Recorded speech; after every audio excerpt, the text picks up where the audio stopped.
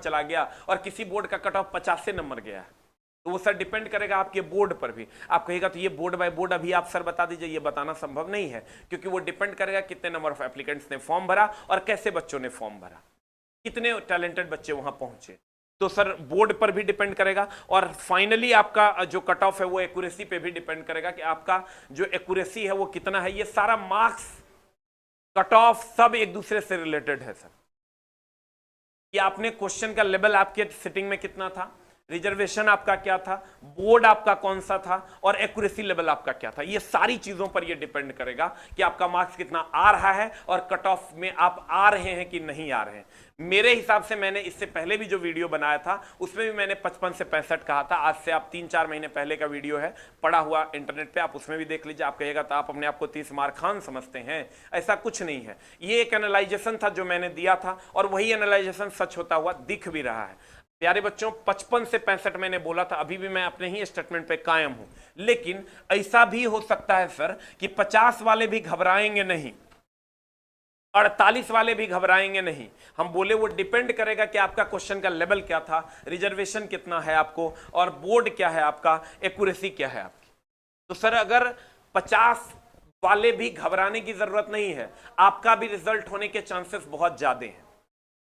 लेकिन इससे कम वाले जो बच्चे हैं वहां थोड़ा सा प्रॉब्लम रहेगा, वो बाउंड्री लाइन पे रहेंगे। लेकिन इसके बाद वाले जो भी बच्चे हैं वो सेफ जोन में अपने आप को रख सकते हैं और एनटीपीसी मेंस के लिए तैयारी कर सकते हैं। एनटीपीसी और ग्रुप डी के सिलेबस में बहुत ज्यादा का सर डिफरेंस नहीं है, लगभग सेम सिलेबस है, खाली 10 नंबर का ग्रुप डी में साइंस ज्यादा है, बाकी सेम सिलेबस है। के बाद स्कोर अगर किन्हीं का अगर 62 आ रहा है तो वो घबराए नहीं, जिनका अगर 64 आ रहा है वो भी नहीं घबराए, 66 आ रहा है, 65 आ रहा है, 68 आ रहा है, बिल्कुल भी नहीं घबराए, ये सभी जाएंगे मेंस के लिए, ठीक है। अच्छा, जो लोग का 75 आ रहा है, 78 आ रहा है, 80 आ रहा है, वो तो जाएंगे, ऑब्वियसली बात है। लेकिन यहाँ पे 75, 80 या इवन 90 वाले भी जाएंगे, लेकिन इन पर एक डाउट हो सकता है, इन पर सवाल हो सकता है। वो कैसे, मैं अभी बताता हूँ। देखिए, जिन्होंने 60 से 70 कर रखा है, 100% एक्यूरेसी है, उनका नॉर्मलाइजेशन में मान के चलेंगे 7 से 10 मार्क्स बढ़ेंगे, ये तो डेफिनेट है। जिन्होंने मान लिया कि 80 से 90 कर रखा हो और एक्यूरेसी की अगर बात करें 90% रखा हो, तो उनका जो है, जो यहाँ पे देख रहे हैं नॉर्मलाइजेशन में बहुत ज़्यादा फ़र्क नहीं पड़ेगा, मुश्किल से 2 या 3 मार्क्स बढ़ेंगे या ना भी बढ़ें, इवन ना भी बढ़ें, ठीक है। तो मैक्सिमम मीन्स कि आपने ज़्यादा अटेम्प्ट गलत किया है तो यहाँ पे आपका स्कोर होगा कम और इससे होगा आपका नॉर्मलाइजेशन पे भी बेकार इफेक्ट पड़ेगा। जो अगर कम भी बनाए हैं, स्कोर किए हैं, उनका अगर 100% एक्यूरेसी है या 1-2% कम भी है, मीन्स कि 99% एक्यूरेसी है, 98% एक्यूरेसी, वो भी उनको भी दिक्कत नहीं है, ठीक है, वो भी जाएंगे मेंस के लिए। याद रखेंगे, जिनका अगर यहाँ पे अगर 10 से 20% अगर आपका गलत है तो आप यहाँ पे फंस सकते हैं, ठीक है। अब आइए स्टेट वाइज और कैटेगरी वाइज क्या रह सकता है।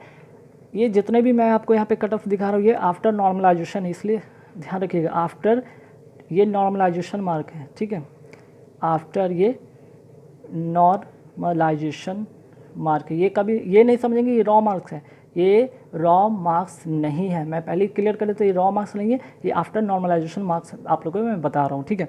अब देखिए, अहमदाबाद की अगर हम बात करें कैटेगरी वाइज, तो अहमदाबाद की जो अगर देखिए नंबर ऑफ वैकेंसीज आप सभी को पता है, नहीं पता है तो मैं एक बार फिर से बता दूं कि यहाँ पे 20 टाइम्स सेलेक्ट होंगे, 35,277 वैकेंसीज था, जिसमें 20 टाइम्स यहाँ पे बच्चे सेलेक्ट होंगे, जिसमें कि 7,05,540 बच्चे मेंस के लिए बैठेंगे, ठीक है। अगर अटेंडेंस की बात करें तो ये अटेंडेंस कितना था इस बार, अटेंडेंस की बात करें, अटेंडेंस अप्रॉक्स की अगर बात करते हैं 45% था। इससे बहुत सारे कैंडिडेट को मौका मिलेगा मेंस में बैठने के लिए, तो 60 वाले भी परेशान नहीं होंगे, 58 वाले भी परेशान नहीं होंगे, एक्यूरेसी अच्छी है, निश्चिंत रहेंगे। देखिए, अगर हम बात करते हैं अहमदाबाद का जनरल कैटेगरी का जो कट ऑफ जा सकते हैं, जो आफ्टर नॉर्मलाइजेशन जो कट ऑफ रहेगा वो 68 के आसपास में रहेगा, ओबीसी 66, एससी 61, एसटी 58, ठीक है।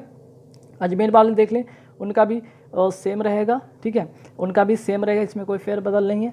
और जनरल की अगर बात करें 68 के आसपास में, ओबीसी 66 के आसपास में, एससी 61, एसटी 58, ठीक है।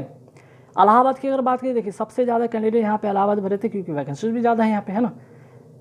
सेकंड वैकेंसी सबसे ज़्यादा थी कहाँ, मुंबई में तो याद रखिए सबसे ज़्यादा वैकेंसी यहाँ भी थी। तो यहाँ पे अगर जनरल कैटेगरी की बात करें तो 70 के आसपास में कट ऑफ देखने को बनेगा, ओबीसी 68 के आसपास में, एससी 62 के आसपास में और एसटी 58 के आसपास में कट ऑफ देखने को बनेगा। ठीक है, आते हैं बैंगलोर की तरफ बढ़ते हैं। बैंगलोर में अगर कट ऑफ की बात करें जनरल कैटेगरी 68 के आसपास में कट ऑफ देखने को बन सकता है, ओबीसी 66, एससी 61 और एसटी 58 के आसपास में देखने को बनेगा।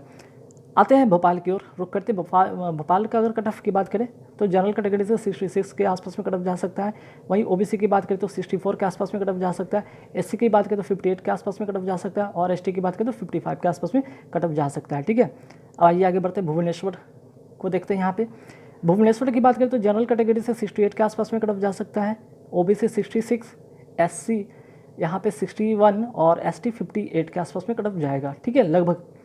बिलासपुर की बात करें तो बिलासपुर का जनरल कैटेगरी 66 जा सकता है कट ऑफ, वहीं अगर हम बात करें तो ओबीसी का 63, एससी का 57, एसटी का 53। चंडीगढ़ की बात करें तो चंडीगढ़ का 69 के आसपास में कट ऑफ रहेगा, वहीं ओबीसी की बात करें तो 66, एससी की अगर बात करें तो 59 और एसटी की बात करें तो 56 आसपास में कट ऑफ रहेगा। चेन्नई की माने तो यहाँ पे 65 के आसपास में कट ऑफ रहेगा, वहीं ओबीसी का 63, एससी का 58 और एसटी का 54 के आसपास में कट ऑफ रहेगा।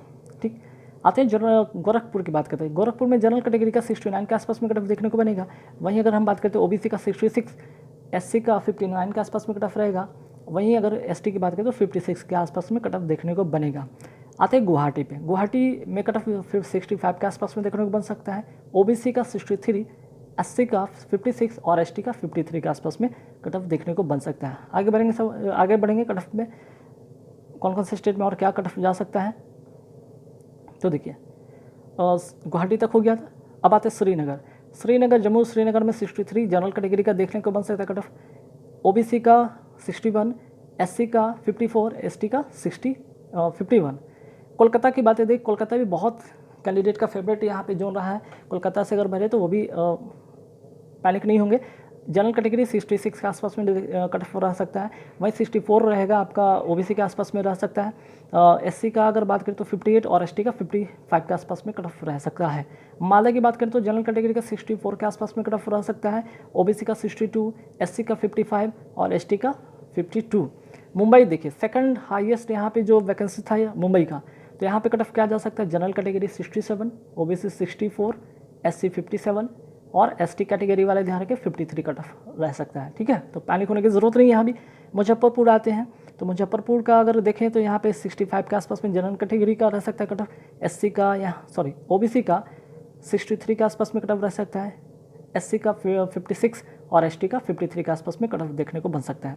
पटना की बात करते हैं तो पटना का 69 के आसपास में जनरल कैटेगरी का वैकेंसीज करें कि कट ऑफ रह सकता है। ठीक है, ओबीसी का 66, एससी का 59 और एसटी का 56 के आसपास में कट ऑफ देखने को बनेगा। ठीक है, आते हैं रांची की बात करते हैं। रांची का जो कट ऑफ कितना जा सकता है जनरल कैटेगरी से यहाँ पे 68 के आसपास में जा सकता है, ओबीसी का 66, एससी का 61 और एसटी का 58। ठीक है, आइए सिकंदराबाद की तरफ रुख करते हैं, तो जनरल कैटेगरी का 66 के आसपास में कट ऑफ देखने को बन सकता है, वही ओबीसी का 64, एससी का 58 और एसटी का 55। ठीक है, अब आगे बढ़ते हैं सिलीगुड़ी का जो कट ऑफ जनरल कैटेगरी से कितना रह सकता है 63, ओबीसी का अगर बात करें तो 61, एससी की बात करें तो 54 और एसटी की बात करें तो 51 के आसपास में कट ऑफ देखने को बन सकता है। तिरुवनंतपुरम की अगर बात करें तो जनरल कैटेगरी से 67 के आसपास में कट ऑफ देखने को बन सकता है, वहीं ओबीसी का 64, एससी का 53 और 48 के आसपास में रह सकता है। तो गाइज यहाँ पे आपको मैंने सभी स्टेट वाइज जो एक्सपेक्टेड एक कट ऑफ है आफ्टर नॉर्मलाइजेशन क्या रह सकता है कट ऑफ, उसके बारे में आप लोगों के साथ शेयर किया हूँ। आई होप ये वीडियो आपको हेल्पफुल करेगा, पैनिक होने से आपको बचाएगा और आपको मेंस के लिए, ठीक है, मेंस के लिए आप तैयार रहें। ठीक है, जिनका भी 60 अगर कल आंसर की आने के बाद आंसर की में अगर आपका 60 से, ठीक है, 60 से 65 ये जनरल कैटेगरी तक के मैं बता रहा हूँ, जनरल और ओबीसी की मैं बात कर रहा हूँ, 60 से 65 जिनका भी आ रहा है वो मेंस के लिए जाएंगे और 55 से 60 के आसपास में एससी एसटी कैटेगरी वाले जितने भी होंगे, ठीक है, कुछ स्टेट को छोड़कर वो मेंस के लिए जाएंगे। इसलिए पैनिक नहीं होंगे, आपकी सिर्फ एक ध्यान रखिए गलती कम होना चाहिए। ठीक है ना, एरर आपने कम किया हो, आपने गलती कम किया हो तो आप डेफिनेट जाएंगे। ठीक है, अब ऐसा है कि कुछ कैंडिडेट ऐसे होंगे कि भाई 95 बना दिए होंगे, 91 बना दिए हैं, बहुत लोग 90 बना रखा है, किसी ने 85 बना रखा है। अगर इनकी एक्यूरेसी अच्छी नहीं रही तो हो सकता है 95 किया और इन्होंने 20 गलत कर दिया, या फिर ऐसा 20 गलत कर दिया हो तो क्या होगा, 25 गलत कर दिया तो इन्होंने 20 गलत कर दिया, तो इन्होंने 18 गलत कर दिया, तो इन्होंने जाकर 15 गलत कर दिया, तो यहाँ से खेल बिगड़ जाएगा। ठीक है, गलती मैक्सिमम नहीं हो, आपको 4 से 5 गलती, ठीक है, 4 से 5 गलती एक्सेप्टेबल हो सकता है। ये कम से कम की बात हो रही, 4 से 5, इससे ज़्यादा गलती है। 4 से 5 गलती है तो भी आप मेंस के लिए जा सकेंगे। अगर आपने 70 कर रखा हो, आपने 68 कर रखा हो, 65 कर रखा हो, तो भी जा सकते हैं। बस अगर ऐसा है कि मैक्सिमम अटेम्प्ट कर रखा हो और आपकी गलती बहुत ज़्यादा है, 25, 22, 23 चली गई, तो फिर आप नहीं जा पाएंगे। ठीक है, तो गाइस इस वीडियो में बस इतना ही था। नेक्स्ट वीडियो नया टॉपिक के साथ आऊँगा। ये वीडियो के बाद पैनिक होने की ज़रूरत नहीं है। आप लोग अपने कमेंट में आपके अनुसार क्या कदम जा सकता है ये ज़रूर बताएंगे। अपने जोन से आपने कितना अटेम्प्ट किया था, आपने कल जो भी आंसर किया आने के बाद आपका कितने स्कोर है।